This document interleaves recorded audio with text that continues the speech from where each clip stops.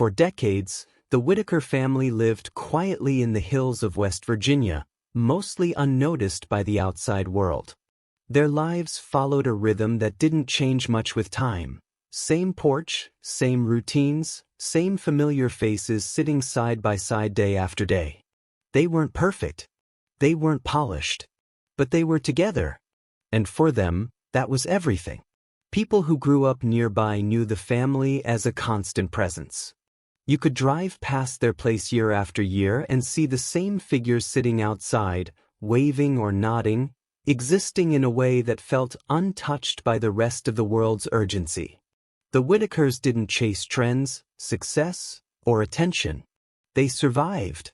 They adapted. They stayed close. When the internet found them, everything shifted. At first, it seemed harmless. Curious viewers watched videos and asked questions.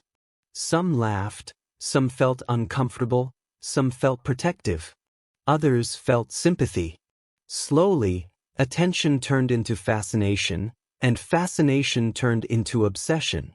The family became a subject instead of people. Their lives, once private in their isolation, were suddenly dissected frame by frame. Still, through it all, the family remained together. They sat on the porch. They ate together. They argued, laughed, and relied on one another in the only ways they knew how. Betty kept watch.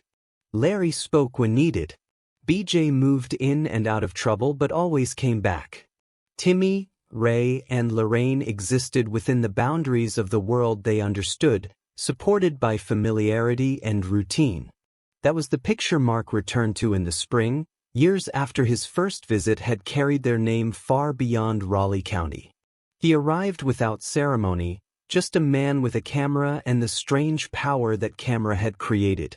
The dogs remembered him first, crowding around his legs as if time were only a long afternoon between sandwiches. Ray followed behind, moving slower than before but straighter, his face fuller, his jacket newer, the kind of small armor people wear when they begin to understand that strangers are watching. Mark asked them what had changed since the last time he stood in the living room. The question hung in the air longer than it should have, because change for the Whittakers was not measured in days but in repairs. Betty answered by pointing to the roof. She remembered the winter when rain came directly through the ceiling and into the frying pan. Now the tin kept the weather outside where it belonged. She tapped the siding with her knuckles and said it looked beautiful. The word beautiful sounded borrowed from Mark, yet she filled it with her own meaning. Beautiful meant warm. Beautiful meant the house would not fall down on Lorraine in her sleep. Kenneth came out from next door and waved. He was one of the brothers the early videos barely mentioned, a man who lived close to the family but not inside its core. Viewers had built entire theories about him. Where he worked, how much money he kept, whether he cared enough. Mark never asked those things directly, and Betty never volunteered them. In the hills, minding your own business was a form of love. Kenneth showed Mark the trailer he lived in and the car parked outside, and people online later compared the two houses like judges in a contest no one entered. On that day it was only a neighbor showing his place to a friend. Inside the original home Mark noticed the cabinets first. Betty wanted him to notice them. She opened and closed the doors so he could hear the solid sound, not like the old plywood that bent when Timmy leaned against it. She said she was proud. Proud because she could organize the plates instead of stacking them on the counter. Proud because something new belonged to her and not to the dogs. Mark believed those cabinets were the first gift she ever received that carried her name without conditions. Lorraine touched the countertop as if it were water from the creek, testing whether it was real. She did not talk much, but her hands had learned to speak for her. Mark asked what they would do for dinner. Ray said he had no idea, laughing. In the past he grabbed bread and sliced meat and made a little sandwich, bologna or whatever, tomatoes, all that. Betty corrected him and said she cooked when her leg allowed it. Kenneth said he was fixing candy and stuff like that, And Mark wondered who actually kept them fed now that the internet money arrived in waves. Larry stood in the doorway and talked about the truck they messed up on, the new lifeline he hoped Mark would help fix. The truck did not run, yet hope ran fine in that room, bumping against the television voices. Viewers later said Mark's return left everyone in tears, but the tears did not start as sadness. They began as recognition. Mark recognized that the family looked healthier than before. Healthier meant energetic. Healthier meant cleaner glow to themselves. Betty recognized that she could wait for spring instead of fearing winter. Ray recognized that his knee was strong enough to survive another year of walking outside to take a piss when needed, even though he still did not use the bathroom like most people. Mark recognized that Lorraine shared a bed with Betty and that Timmy guarded another bedroom, and he repeated he was being nosy because he understood that curiosity was the engine of every camera. The creek outside carried the old rhythm.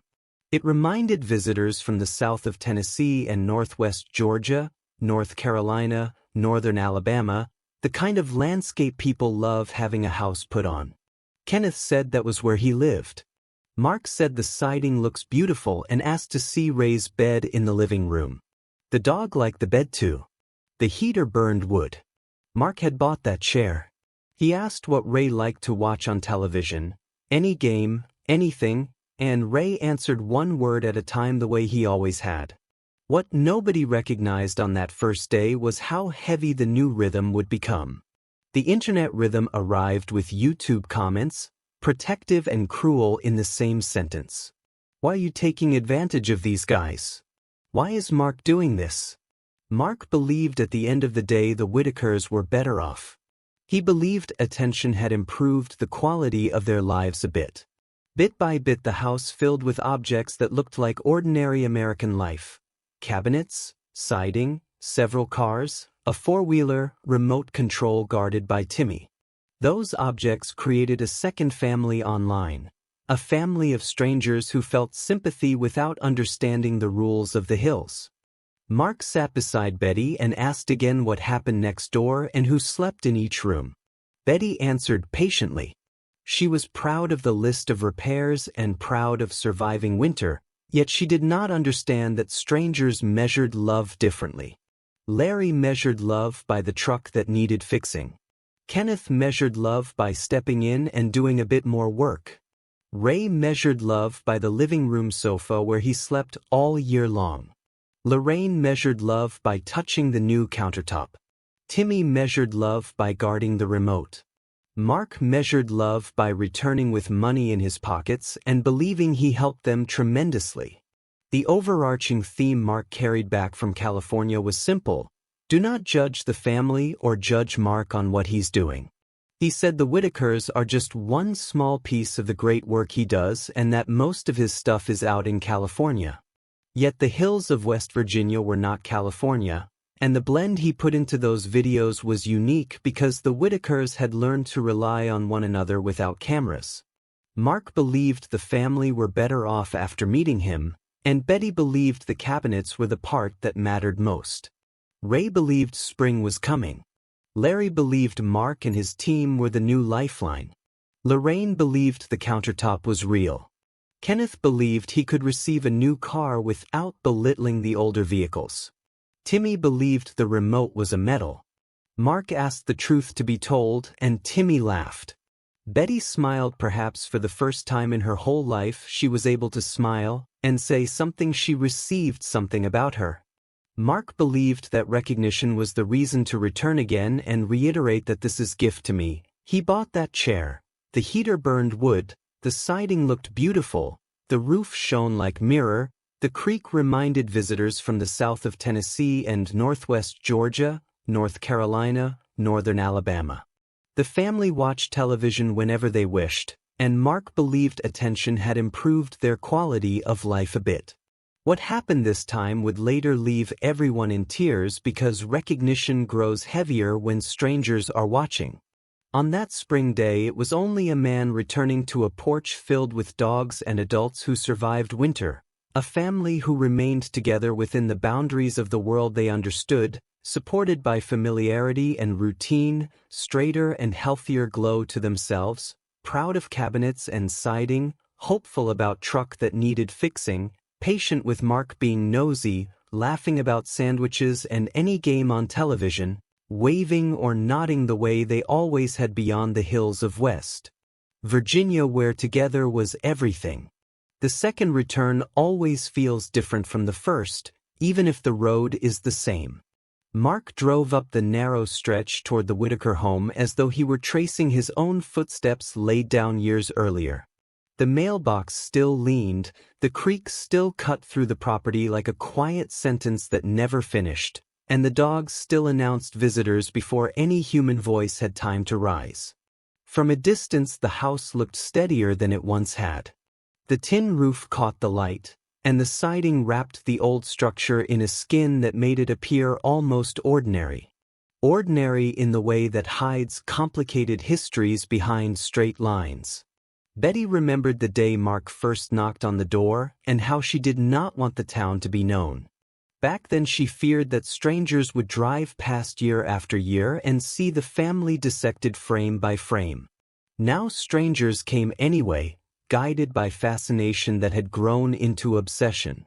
Mark believed attention had helped them tremendously, yet he also understood that every gift carried weight. He parked beside the truck that needed fixing, the same truck Larry said they messed up on, and he wondered whether fixing machines was easier than fixing the rhythm of a family. Kenneth walked over from the trailer next door and waved again. He talked more on camera than Lorraine ever had, and viewers later built theories about what some of the brothers did. Mark did not ask Kenneth where he worked or how much money he kept. In the hills, minding your own business was still a form of love, and Kenneth practiced that love by showing his place without belittling the older Nissan exterior parked outside. Mark believed he did amazing work mostly out in California, yet West Virginia demanded different rules than California. The blend Mark put into those videos became unique because the family had learned to rely on familiarity and routine long before cameras. Inside the kitchen, Betty opened and closed the new cabinets so Mark could hear the solid sound again. She was proud of organizing plates instead of stacking them on the counter, proud the way someone counts fingers after winter storms. Mark asked what they would do for dinner, and Ray said he had no idea, laughing about grabbing bread and sliced meat and making a little sandwich, bologna or whatever, tomatoes, all that. Betty corrected him gently and said she cooked when her leg allowed it.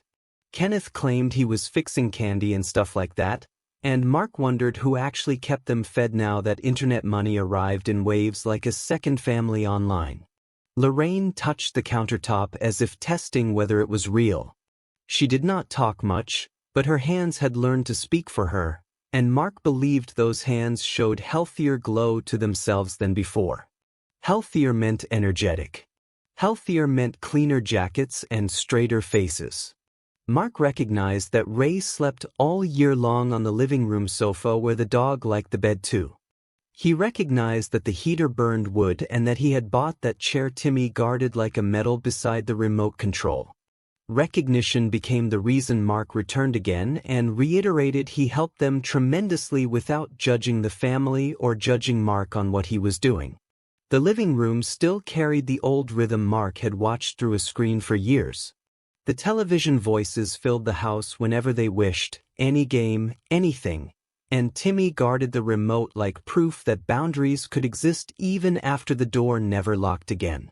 Larry stood in the doorway measuring love by the truck that needed fixing, hoping Mark and his team were the new lifeline. Kenneth measured love by stepping in and doing a bit more work. Ray measured love by surviving winter knee and laughing about sandwiches. Betty measured love by cabinets and siding. Lorraine measured love by touching countertops. Mark measured love by returning with money in his pockets and believing attention improved their quality of life a bit. Yet outside the world measured differently. You could drive past their place year after year and feel untouched by the rest of the world's urgency, but urgency had finally found the family. YouTube comments arrived protective and cruel in the same sentence. Why are you taking advantage of these guys? Why is Mark doing this? Mark believed at the end of the day the Whittakers were better off after meeting him, and Betty believed the cabinets were the part that mattered most. The creek reminded visitors from the south of Tennessee and northwest Georgia, North Carolina, northern Alabama, the kind of landscape people love having a house put on, and Mark wondered whether love from the internet understood the rules of the hills at all. On that spring day, Mark asked to see Ray's bedroom and peeked into the bed Betty shared with Lorraine. He admitted he was being nosy because curiosity was the engine of every camera. The family answered patiently, one word at a time, the way they always had. Patience looked like happiness growing slowly on Betty's face. Maybe for the first time in her whole life she was able to smile about something about her.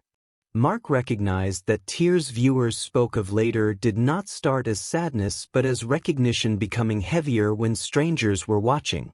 Kenneth showed Mark the trailer next door again, and Mark compared the two houses only in his mind. The new construction Kenneth lived in looked very nice, and Mark wondered whether core family, Ray, Betty, Lorraine, Timmy, understood the fascination that compared gifts like judges in a contest no one entered. Mark did not want to say cleaner, but they looked more healthy glow to themselves, better glow to themselves than during original video a couple of videos.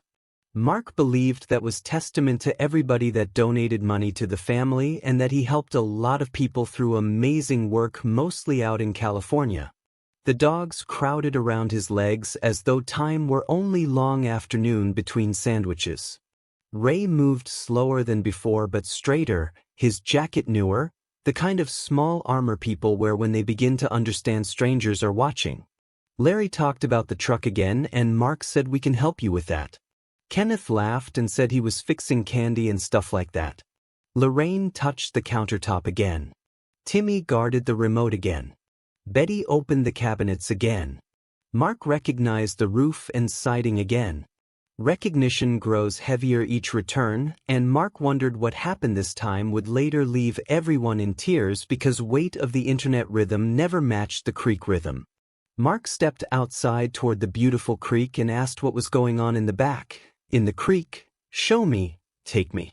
The creek carried the old beat that reminded visitors from the south of Tennessee and northwest Georgia, North Carolina, northern Alabama, and Mark believed anybody from the south would love this little creek. Kenneth said that was where he lived, and Mark said the siding looks beautiful. Betty smiled. Ray laughed. Larry hoped. Timmy guarded. Lorraine touched. Mark recognized. The evening softened the mud around the house, and Mark perhaps did not want the town to be known because the family were becoming more famous, but fame arrived anyway with strangers who drove guided by fascination. Mark believed attention improved the quality of their life a bit. The family remained together through it all within the boundaries of the world they understood, supported by familiarity and routine, healthier glow to themselves, patient with Mark being nosy, hopeful about truck that needed fixing, proud of cabinets and siding, laughing about sandwiches and any game on television beyond the hills of West Virginia where together was everything. When Mark finally turned the camera off for a moment, he admitted privately that curiosity could become a form of responsibility. Responsibility meant returning again and again without judging the family and not judging Mark on what he was doing. Betty spoke about the list of repairs like a mother counting fingers after child falls, making sure nothing missing. Ray survived winter knee. Larry measured love by the truck. Kenneth practiced love by minding his own business. Lorraine let her hands speak. Timmy guarded boundaries. Mark believed they were better off at the end of the day. But what happened this time would not stay inside the cabinets or inside the trailer next door. The internet rhythm waited outside like YouTube comments that dissected their life frame by frame. Mark wondered whether extraordinary American life could grow from ordinary objects alone. Ordinary objects had created a second family online, a family of strangers who felt sympathy without understanding the rules of the hills. Every return opened a door that never locked again, And Mark believed at the end of the day the Whittakers were better off after meeting him. Betty believed the cabinets were the part that mattered most. Ray believed spring was coming. Larry believed Mark and his team were the new lifeline. Lorraine believed the countertop was real. Kenneth believed he could wave without belittling the older vehicles. Timmy believed the remote was a medal. Mark believed attention had helped tremendously. The tears viewers spoke of later would come from the gap between two rhythms. The creek rhythm that never changed much with time and the internet rhythm that changed everything shifted. Mark drove guided by fascination back from California to West Virginia where the family had learned to rely on one another without cameras long before YouTube comments arrived protective and cruel in the same sentence. The family remained together through it all supported by familiarity and routine beyond the hills of West Virginia where together was everything, healthier and straighter glow to themselves, proud of cabinets and siding, hopeful about truck that needed fixing, patient with Mark being nosy, laughing about sandwiches and any game on television. We can agree that attention can be both a gift and a responsibility. If this story moves you, let it move you toward kindness instead of judgment, toward seeing the Whittaker family as people again instead of a subject, and toward remembering that real tears deserve real compassion. Mark went back to the porch the way someone returns to a memory that has started breathing on its own. The hills around the property held the sound of early evening, dogs settling into the dust, the creek repeating the same quiet line it had carried for generations. Ray sat outside with that newer jacket zipped to his chin even though the air was not cold. Betty said spring was coming and she could not wait. Waiting had become a different verb for them since the internet rhythm arrived. Before, they waited only for weather and checks in the mailbox. Now they waited for Mark, for viewers, for the next theory written in a comment they would never read. Kenneth talked about building a house next door and how the road made a lot of sense when families lived side by side. Larry stood near the messed-up truck again hoping Mark and his team could help him get it fixed. Lorraine did not talk much. She let her hands rest on the rail of the porch as if the siding were still new water to be tested. Timmy guarded the remote inside like proof that boundaries could survive fame. Mark admitted he was being nosy because curiosity was the engine of every camera, yet he also understood that engines sometimes pull more than they can carry. Inside the living room, Mark asked to see Ray's bed again. The dog liked the bed too. The heater burned wood. Mark had bought that chair. He believed attention improved their quality of life a bit, and compared to the first visit it was true. Healthier glow to themselves. More energetic. Straighter faces. Betty opened and closed the cabinets so Mark could hear the solid sound again and said she was proud. Maybe for the first time in her whole life she had something about her. Ray laughed about sandwiches, bologna or whatever, tomatoes, all that, and said he had no idea what dinner would be. Kenneth said he was fixing candy and stuff like that, and Mark wondered who actually kept them fed now that money arrived in waves like a second family online. Mark stepped outside toward the beautiful creek and said anybody from the south would love this little creek that reminded visitors of Tennessee and northwest Georgia, North Carolina, northern Alabama. The creek rhythm never changed much with time, but the internet rhythm changed. Everything shifted.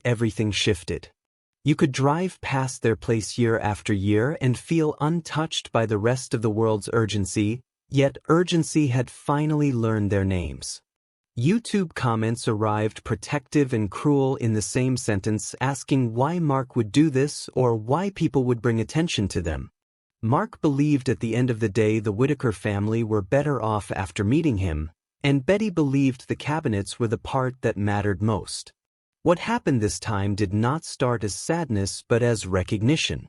Mark recognized that the family remained together through arguing and laughing and relying on one another in the only ways they knew how. Betty recognized she survived winter without fearing rain coming directly through the ceiling. Ray recognized his knee was strong enough to survive another year of walking outside to take a piss when needed. Lorraine recognized the countertop was real. Larry recognized Hope ran fine even though the truck did not. Kenneth recognized that minding your own business was still a form of love. Timmy recognized boundaries could be guarded with a remote control medal.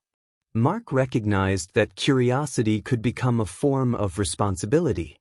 Responsibility meant returning again and again without judging the family and not judging Mark on what he was doing. The gap between two rhythms grew wider each visit. Viewers measured love differently than the Hills had taught. They compared gifts like judges in contest no one entered, dissected their life frame by frame, and sometimes forgot that a family sitting on a porch were adapting the best they could.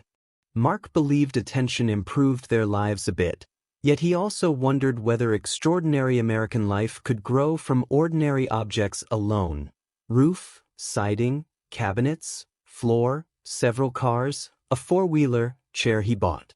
Betty counted the list of repairs like mother counting fingers after child falls, making sure nothing missing. Ray laughed. Lorraine touched. Larry hoped. Kenneth waved. Timmy guarded. Mark recognized. The evening softened again and Mark turned the camera off for a moment, feeling that engines of the internet were waiting outside heavier than recognition inside. Tears viewers spoke of later would come from that weight not matching the creek rhythm that never changed much with time. Mark drove guided by fascination back from California to West Virginia, where the family had learned to rely on one another without cameras long before YouTube comments arrived, protective and cruel in the same sentence.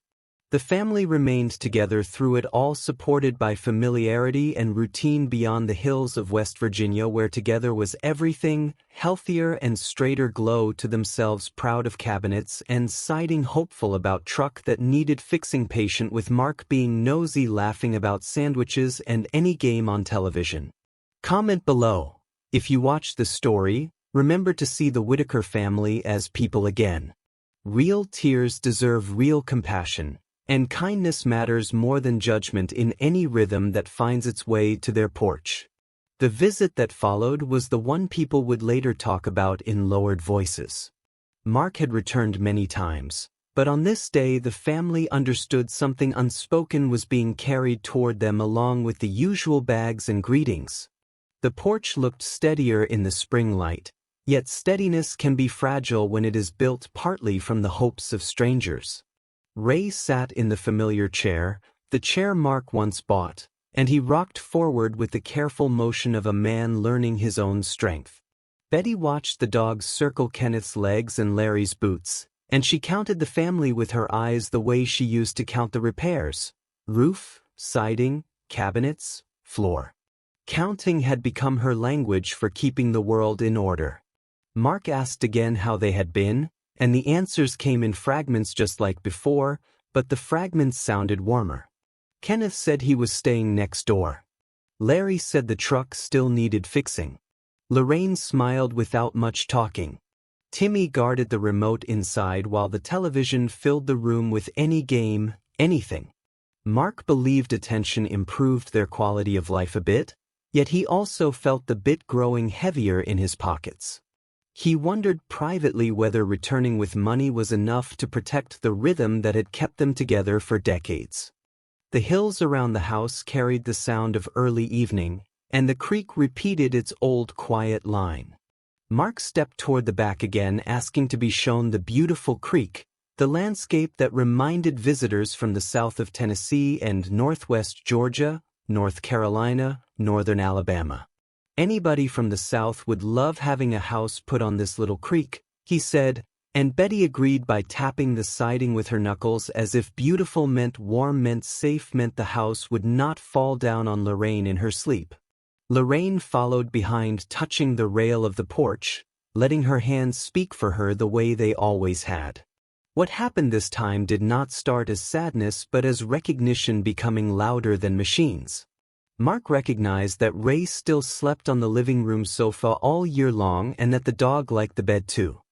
He recognized that Betty was proud. Maybe for the first time in her whole life she received something about her in those cabinets. He recognized that Larry seemed much more involved in the family and supported the core family a lot. He recognized that Kenneth practiced love by minding his own business without belittling the older vehicles parked outside.